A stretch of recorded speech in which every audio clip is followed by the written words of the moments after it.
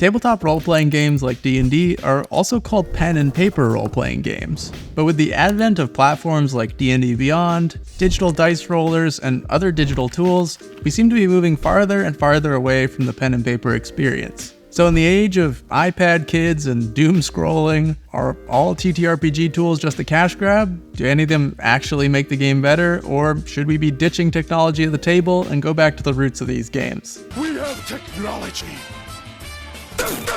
To try and answer these questions, I'm looking at 8 categories of D&D tools and accessories in digital, physical, and for some of them a third hybrid form, like these dice. I'll explain what that means in a bit. I'll be laying out the pros and cons for each, with examples so you can decide where to invest your money to have the best experience at the table. I'll also be showing you a D&D storytelling tool that I consider to be pretty essential, and that's art. Like the art from the sponsor of today's video, James RPG Art.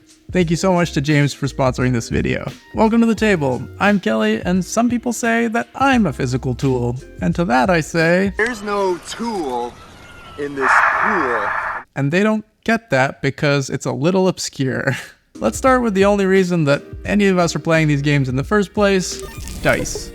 I play TTRPGs. I need a collection. What do you want me to just use a single set of dice? You sound like a fool. Digital dice rollers have technically been around almost as long as TTRPGs. Early calculators like the Texas Instruments SR51A, which was released in 1975, had a random number function. But something that's relatively new is a hybrid digital and physical dice. They could be the best of both worlds, if they work. For cost, digital dice are definitely the cheapest, often free through various websites like D&D Beyond or on dddice.com or straight in Google.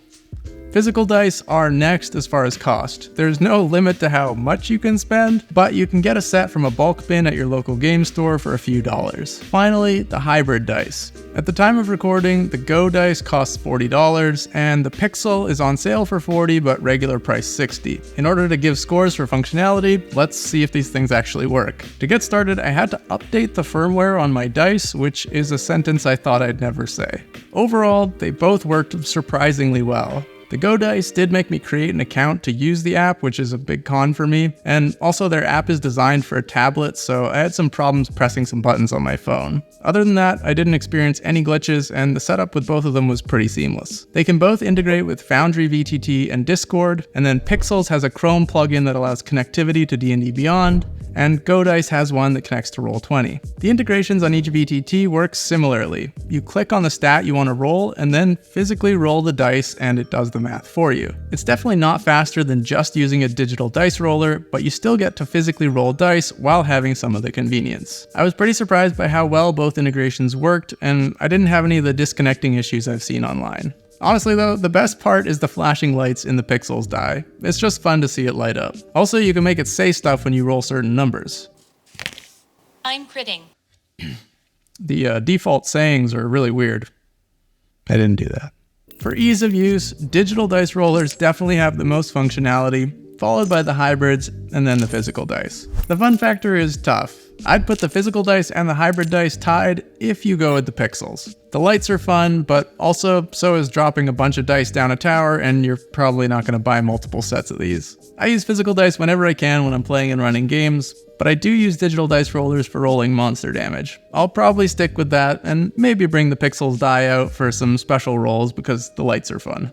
Pretty, pretty, shiny, shiny.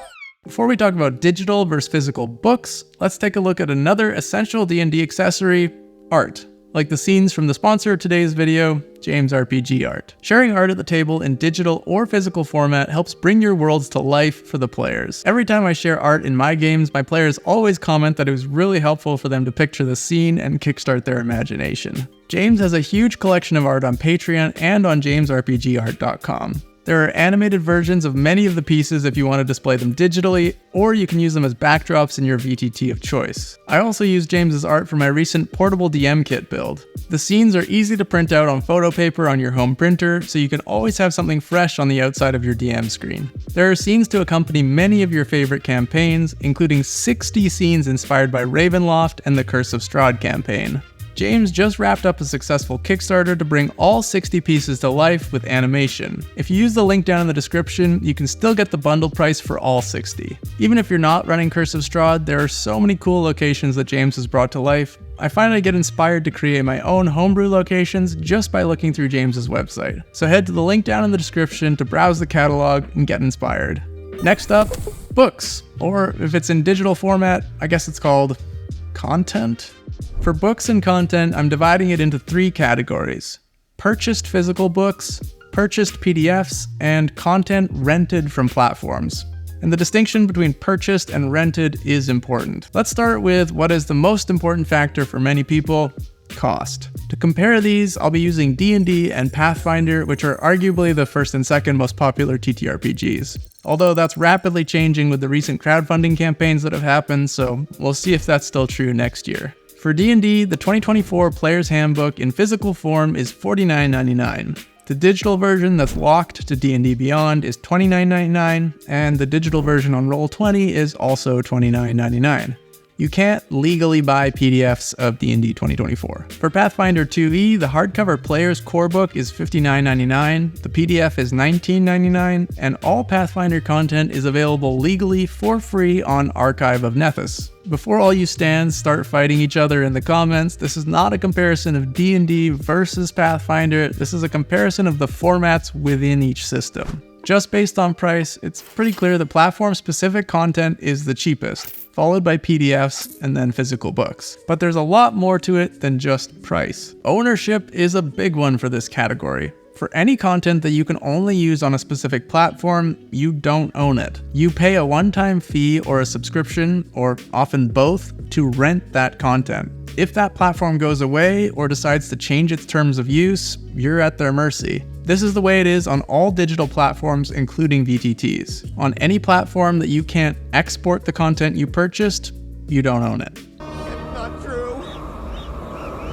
That's impossible. Due to licensing with publishers, none of them let you easily export content that you purchase on their marketplace. PDFs that don't contain DRM are pretty safe, and all the TTRPG PDFs I looked at were DRM free. If you can download the file and it doesn't contain DRM, then you own it, just like a physical book. Of course, physical books still are the best for ownership because you're always 100% sure that you own that item. It's not like someone's gonna show up at your door and take your books back, right?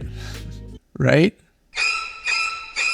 What about functionality and ease of use? Being able to sort, filter, and search for monsters on D&D Beyond is a great feature. And integrations for Pathfinder and Foundry VTT make it really easy to run combat. Platforms that allow you to build characters and run games have tons of features that books just can't compete with. Having everything calculated automatically makes these games extremely easy to run. PDFs lie somewhere in the middle. Using the search function can be really helpful to quickly find references that are spread out throughout a book, or for finding a specific monster.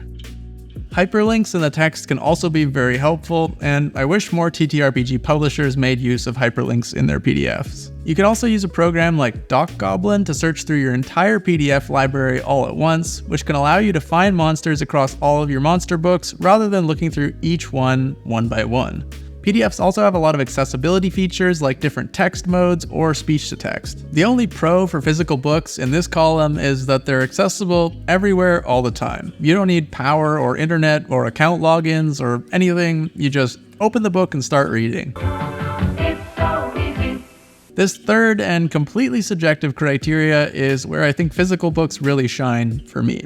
Fun and inspiration. Looking through a list of monsters or items with a bunch of stats just isn't as inspiring as flipping through a book filled with art and lore. I love opening a book to a random page, looking for a monster or magic item that sparks my imagination, and then basing an adventure around that monster or item. So what am I gonna do? I'm gonna continue to prioritize buying physical books. I like knowing that I own them, I prefer to read something physical instead of on a screen, and supporting local game stores is really important to me. I really appreciate that a lot of TTRPG publishers include a PDF for free with the purchase of a physical book, so I'll be using Goblin to search through all my PDFs for monsters. I'm also going to try and import the monsters from my books into Kobold Plus Fight Club so that I can categorize and filter them more easily. Before we talk about digital versus physical combat trackers, let's look at the reason that many of us went to D&D Beyond in the first place: character sheets. D&D Beyond is the most popular digital character sheet, but if you're using more than the free rules, you need to pay for all the content again.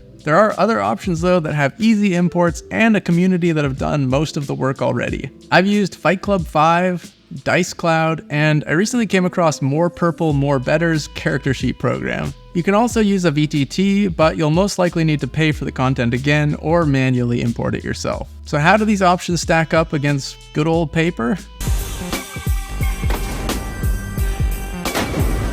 For cost, if you're using the free rules on D&D Beyond or importing your own content to one of the options above, then this is a wash. For ease of use, you might think that a digital character sheet is a clear winner, but not necessarily. For example, the implementation of the Artificer Armorer on D&D Beyond is what initially drove me back to a paper character sheet. If you only want to use the core classes, then D&D Beyond is definitely easy. It does all the math for you, it tells you what you can and can't add, and you're not going to run out of room on your sheet at high levels with your massive spell list. But if you want to play a class that introduces new mechanics or a homebrew class, then a lot of these digital options don't handle it well. Also, if you want to play content that isn't available in these tools, you'll need to manually import it yourself. The learning curve of these digital tools is worth mentioning as well. They all have different user interfaces and a slightly different way of doing things. As far as functionality goes, the main benefits of a digital character sheet are automatic math and dice rolling, and helping to reduce mistakes by automatically limiting your options during character creation. The main benefits of a paper character sheet are that you can see everything all at once, nothing is hidden in tabs, and it's not going to die and lose connection halfway through your game.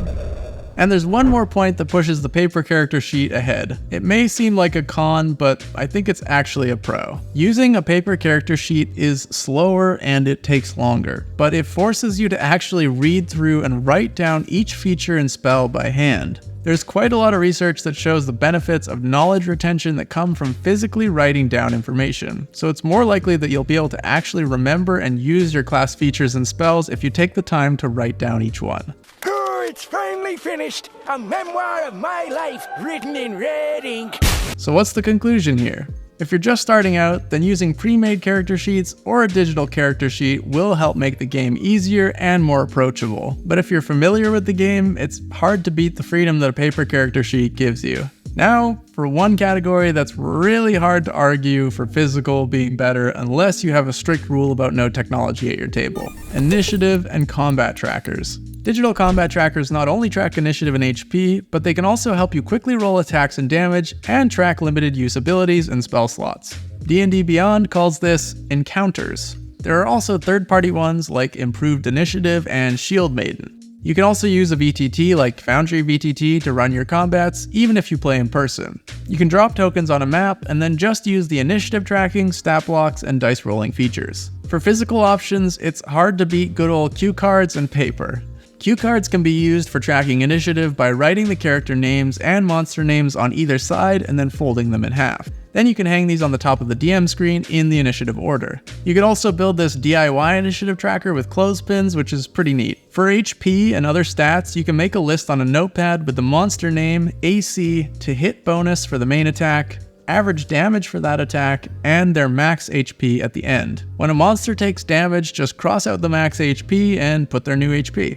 Cost is a tie if you're using free digital content or importing the content you already own. Paper is probably something you already have if you're playing TTRPGs, and Improved Initiative is free to use, and Shield Maiden has a free tier.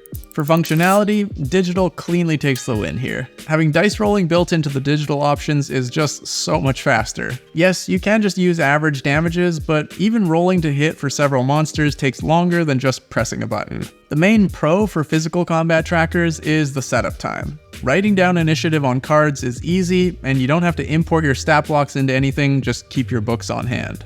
Adding new monsters to Improved Initiative and Shield Maiden does take a little time, and adding monsters to D&D Beyond through their homebrew tool is a pain. The other potential functionality con of the digital trackers is that your players can't see the initiative order if you don't have an extra screen like a tablet or phone at your table. Ease of use is a tie, I think. There's a bit of a learning curve to using the digital tools, but everything at the table will be much easier and quicker once you do. With the physical option, there's no learning curve, but manually rolling and flipping to different pages to look at a stat block is more cumbersome. I'll mostly be sticking with the digital combat tracker, but for little encounters, I'll just jot down stats on paper. Now for the category where cost has the biggest impact: maps and minis. There are a few different options for physical minis, like tokens, standees, and 3D plastic minis, but no matter which you choose, the digital option will always be cheaper. A single license of Tailspire is $25, and you get 280 minis and 2,100 3D terrain tiles. Buying that many physical minis and terrain tiles would cost thousands of dollars. For 2D assets, you can find digital options that are pay what you want through 2-Minute Tabletop, or pretty affordably through Printable Heroes and Cheipeku. For maps, you can go to lostatlas.co and search through a bunch of different maps from different creators. For functionality and ease of use, it's a draw. With digital minis, you don't need to store them, they're portable, and they don't require any extra work like gluing or painting. The big con for digital minis is that they can be difficult to display if you're playing in person. Either everyone has to have a laptop to use a VTT, which is distracting, or you're displaying the VTT on a TV, but everyone is telling you to measure different things and move the camera around. Magnify that death spear. Why is it still blurry? With a printed map or physical terrain, everyone can see the whole map at once instead of being limited to a narrow view. Players can strategize between turns by looking at different angles. And now for the subjective criteria that has the power to balance all those other cons. Fun. Playing with physical minis is really fun. I haven't tried painting minis yet, but if you enjoy part of that, then that's a whole other hobby in of itself that you're missing out on with digital minis. The paper terrain and minis that I've made were so much fun to make, and the maps I've printed have always delighted my players. Realistically, I'll continue to use all four because they each shine in their own way. 3D digital if we're playing online and I want to do something special like a big boss fight. 2D digital if we're playing online but just for more regular encounters. 2D physical for playing in person with regular encounters. And 3D physical for playing in person when we want something really special. I don't have a 3D terrain and minis collection, so for me, something special would be a 3D physical monster mini, along with standee minions and some paper terrain. I think this is the best option that balances cost, time investment, and fun factor. So what did we learn from all this? Well, just like most things in life, it's more nuanced than physical is better and digital is just a money grab, or physical tools are outdated, digital is faster and better in every way. Everyone's budgets and situations will be unique, but if you're staunchly in one camp, maybe just try one of the options from the other side.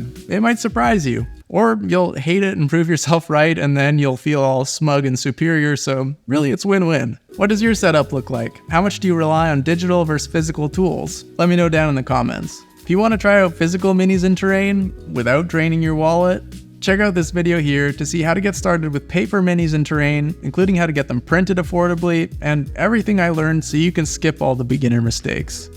I appreciate you.